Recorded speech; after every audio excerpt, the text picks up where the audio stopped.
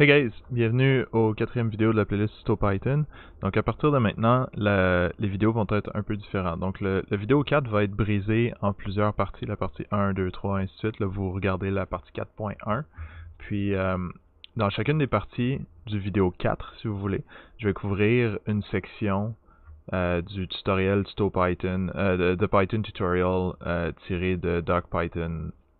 Python 3, tutorial index, blablabla. Le lien va être dans la description du vidéo. Donc ici, on va commencer avec la section 3, An Informal Introduction to Python. Le lien de ça aussi va être dans la vidéo. Donc ce que j'ai fait pour faciliter la tâche, c'est que j'ai déjà setupé un notebook avec Jupyter Labs. Je vais mettre les notebooks sur mon Google Drive, puis je vais vous mettre les liens pour les télécharger dans la description du vidéo. Fait que vous allez pouvoir les downloader puis jouer avec. Fait qu'on va y aller, on va partir avec ça. Les nombres, c'est le truc le plus essentiel dans la plupart des langages de programmation, probablement tous les langages de programmation, puis dans Python, c'est la même affaire. Fait que les nombres, disons qu'on y va avec 2 plus 2, on suit l'exemple, 2 plus 2, 4, 50 moins 5 fois 6. Donc vous voyez, l'idée c'est la priorité des opérateurs standards avec lesquels vous êtes habitués si vous avez programmé auparavant. Donc 8 divisé par 5, ainsi de suite. Puis là, 8 divisé par 5, déjà c'est intéressant parce qu'on voit que si on print le type de 8 par exemple, ben Python va nous dire que c'est un entier. Puis si on print le type de 5, Python va nous dire aussi que c'est un entier. Par contre, le type de 8 divisé par 5, c'est un float. Donc Python, déjà ça veut dire qu'il traite les divisions comme, même si tu lui donnes des entiers, il va traiter la division comme un float. Fait que ça c'est cool pour nous, ça veut dire qu'on n'a pas besoin de faire du typecasting pendant qu'on programme des trucs. On peut juste laisser Python dealer avec les types pour les opérateurs. Donc ensuite, bon là j'ai montré la division, multiplication, soustraction, les autres opérateurs qui sont pratiques. Bon déjà là ici il parle du double slash operator. Le double slash operator, ce que ça fait, c'est que ça va vous donner la valeur de la division arrondie vers le bas. Fait que si c'est un nombre à virgule, par exemple 8 divisé par 3, 8 divisé par 3 ce serait divisé par 3, ce serait ce serait 2.66666 ainsi de suite. Mais si on met un double slash, ben il va juste nous redonner le 2, puis il va laisser tomber le reste. Donc ça, c'est pratique. Des fois, ça nous empêche de faire, par exemple, un round de 8 divisé par 3, mais on peut juste mettre 8 divisé par 3, puis là, ça va nous donner 2. Donc, ça, c'est le double slash. Ensuite, il y a l'opération modulo, qui est une de mes opérations préférées. Donc, 8 modulo 2. Modulo s'écrit avec un pourcentage dans Python. Ce n'est pas une fonction. Si vous écrivez mod 8,2, ben, ça ne marchera pas. Mod n'est pas une fonction. C'est un opérateur, le modulo. Donc, ensuite, 8 modulo 3, il reste 2. Excellent. Maintenant, les puissances. Donc, les puissances s'écrivent dans Python pas avec un carrot, un chapeau.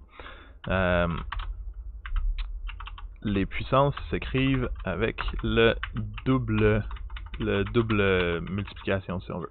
Donc double multiplication, ça nous donne 8 power 3, et c'est ça que ça nous crache. Donc, maintenant qu'on a fini un peu de faire le tour des nombres des opérateurs, bon, je suis sûr que j'ai oublié des opérateurs, vous pouvez aller voir la documentation puis trouver ceux qui manquent. Donc ensuite, pour associer un nombre à une variable, ben on utilise le égal comme vous êtes habitué. Donc ici a égale 2. Maintenant si je fais a plus a égale a plus 4, puis maintenant on va rajouter un print a. Et voilà, print a égale 6. Donc on a essentiellement attribué la variable 2 dans A, puis bon, je n'explique pas tout ça, là, je suis sûr que vous comprenez, c'est pas ce qu'il y a de plus compliqué. Même chose, on peut associer une autre variable, b égale 3, puis là on va faire A, tac, et voilà, 8. Bon, essentiellement c'est ça. Bon, rien de vraiment compliqué. Ici on a round, ça c'est intéressant. Ok, donc le underscore dans Python, en fait, c'est comme un placeholder pour la dernière valeur calculée, si on veut. Fait que c'est un peu comme la variable automatique ans dans MATLAB, le dernier answer d'une opération. Donc si je dis à Python, par exemple, 7 plus 1, puis que je print le underscore, ça va nous donner notre 8. Donc de la même façon, je peux faire underscore plus 2, plus 3, bon, et maintenant, bon, ça nous l'a mis automatiquement, donc 11, parce que le dernier c'était 8, 8 plus 3, 11, puis là on peut continuer comme ça. Donc ça c'est pratique de garder en mémoire le underscore comme ça. Puis là ici on voit qu'on a la fonction round, puis on peut donner un deuxième argument qui est le nombre de décimales qu'on va utiliser pour le round. Bon, des trucs standards. Donc ça c'est à peu près ce qui va faire le tour pour les nombres. Maintenant on va parler des strings, qui est probablement l'autre type le plus utilisé dans Python. Donc on va juste faire une petite section, 1, 2, 3, 3.2.1, 3.1.2 pardon, strings. Et puis là, on va regarder les exemples. Ah, by the way, ça me fait penser, les commentaires dans Python sont marqués par le pound character. Donc si on fait un pound, this is commented, puis là on va faire print, this is not commented. Et voilà. Ah, ouais, bon. Tiens, si c'est plus clair comme ça. Et voilà. Non, this is commented, this is not commented. Il y a un raccourci clavier pratique qui est contrôle /, qui nous permet d'enlever et de rajouter des raccourcis. Bon, puis là, of course, il y a une erreur parce que je demande de printer quelque chose qui n'est pas un string, puis ça marche pas. Et voilà. On va laisser comme ça. Oups. Et voilà. Donc les strings sont dénotés par les petits guillemets comme ça, les single quotes en anglais. Et puis on peut utiliser à l'intérieur d'une string un backslash pour escape le single quote character. Donc ça c'est quelque chose que vous êtes habitué de voir, j'imagine. Sinon on peut utiliser un double quote et des single quotes dedans. Je vais juste expliquer un petit peu plus ce que ça veut dire. Ça veut dire que si je veux mettre par exemple, je sais pas moi, j'ai, comme ça, si je print j'ai, mais là, il comprend pas que c'est un seul string puis qu'il y a le caractère apostrophe dans la string. Il faut que je mette un barre oblique comme ça, puis là, il peut m'imprimer j'ai. L'autre façon qu'ils disent, c'est que si on à la place, on utilise le double quote, mais là, je peux écrire comme ça, j'ai, et voilà, puis là, on n'a pas de problème. Moi, je préfère toujours utiliser les single quotes, mais ça, c'est une préférence personnelle. Je pense pas qu'il y a de meilleure façon de faire, mais bon. Donc là, j'utilise depuis tantôt la fonction print qui nous sert à imprimer une string, print une string dans le command line. Maintenant, donc ça c'était pour les strings. Il y a des trucs intéressants avec les strings. Bon, ok, il y a des caractères avec les backslash, on peut mettre un caractère spécial pour le caractère new line, puis ces affaires-là. Donc print this, on va le faire comme ça, this is a backslash n new line. Et voilà, donc là on a deux lignes comme ça, avec le caractère new line entre les deux lignes pour les séparer. Génial. Avec Python, avec le triple quote, ce qu'on peut faire, ou le triple double quote si on veut, je préfère le triple quote, encore une fois, on peut faire des lignes sur plusieurs, on peut définir une string sur plusieurs lignes. Donc si j'ai ici A égale 1, 2, 3, et on voit que JupyterLab me complète ça automatiquement parce qu'il est génial. Line 1, line 2, line 3, et ainsi de suite, tac tac tac, on sort de ça, et print A, et voilà, line 1, 2, 3. Donc triple quote permet de définir des strings sur plusieurs lignes, ça peut être pratique souvent. Ensuite, de la même façon que tantôt, pendant que j'y pense, si on tape type d'une string, hello, il va nous dire string, parce que of course. Bon, maintenant, les opérations sur les strings. Donc Python est un peu reconnu pour la flexibilité des opérations sur les strings, c'est vraiment vraiment cool. On peut concaténer des strings simplement en utilisant l'opération plus, donc hello plus world, et voilà, concaténer une seule string. Donc j'avais deux strings ici, et j'ai maintenant une seule string, ma string hello world. De la même façon, on peut multiplier des strings, hello plus world. Donc hello hello hello world, parce que j'ai fait 3 fois hello plus world, maintenant j'ai une seule string hello hello hello world. c'est génial, c'est vraiment pratique. Puis ça, c'est franchement une des fonctionnalités de Python qui va vous manquer quand vous allez utiliser d'autres langages. Bon, de la même façon, on peut le faire avec des variables. Donc, si on utilise préfixe égale hello, maintenant on fait préfixe plus world. De la même façon, hello world, bon, vous comprenez l'idée, c'est pas très compliqué.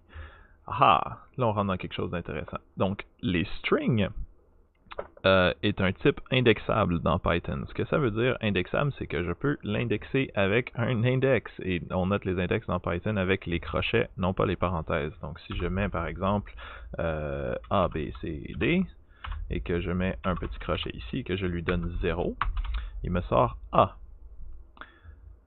Ce qui me fait penser que Python indexe à partir de 0. Donc le premier élément de quelque chose qui est indexable, le premier élément est toujours l'élément numéro 0, pas le numéro 1. Numéro 1 ici serait B, et ainsi de suite. Donc vous voyez l'idée. Donc on peut indexer les strings avec les crochets et un index. Python, la façon d'indexer de Python est vraiment cool. Si on veut indexer par exemple l'avant-dernier ou le dernier character, ce qu'on peut utiliser c'est on peut partir de négatif 1 va nous partir de la droite. Donc ici négatif 1 c'est en fait le dernier caractère, et négatif 2 serait l'avant-dernier caractère, ainsi de suite. Avec 2 points, on peut indexer d'une meilleure façon. Je vais juste rallonger ma string un petit peu, donc on va l'appeler myString. En fait, tiens, je vais le faire différemment. Comme ça, vous allez pouvoir garder cette ligne-là dans le code. Si je dis myString égale, puis là, je vais faire...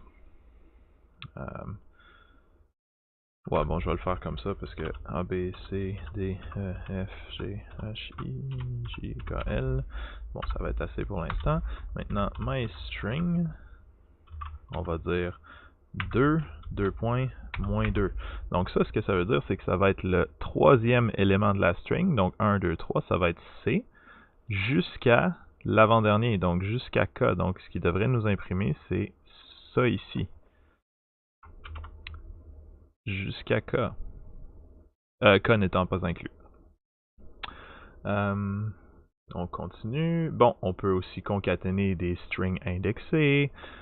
Si on reprend l'exemple myString, par exemple de moins 5 à moins 3.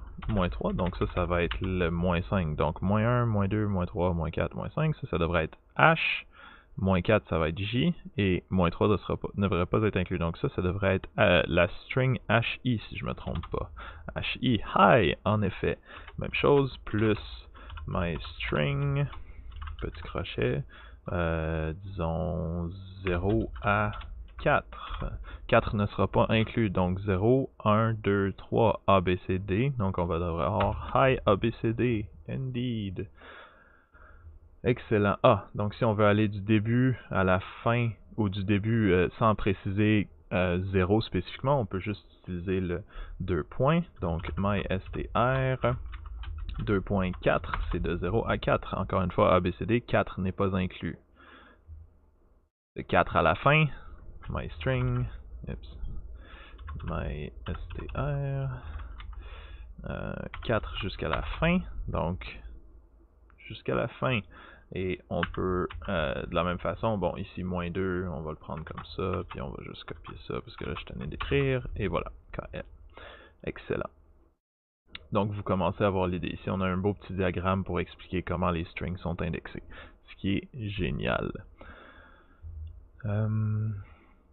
Ah, bien sûr, si on va trop loin, ben on va avoir un traceback qui va nous dire que string index out of range. Si on l'essaye, par exemple ABC, et que je veux le 6e, 5e élément qui n'existe pas, traceback, string index out of range. Parfait. On continue. On peut modifier les éléments dans la string en réassociant des nouvelles valeurs. MyStr de 0, on va le redéfinir pour être égal à Z.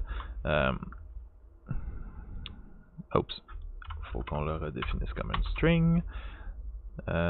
String object does not support item assignment. Ah, c'est ça. On ne peut pas faire ce que je viens de faire. Faut redéfinir la string au complet, pas juste un élément de la string. J'aurais dû lire avant de vous dire ça. Donc, if you need a different string, tu fais juste en créer une nouvelle. C'est pas très grave parce que les opérations sur les strings sont extrêmement efficaces. Donc, c'est ça. On redéfinit la string plutôt que d'essayer de redéfinir une partie de la string.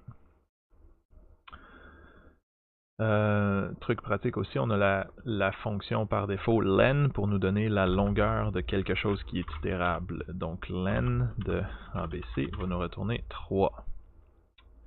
Et ainsi de suite. 3, si on ajoute des chiffres, A, B, C, D, E, F, et ainsi de suite. Donc ça, c'était pour les strings. Maintenant, le vidéo commence à faire 15 minutes, donc je vais l'arrêter ici, puis je vais rajouter une...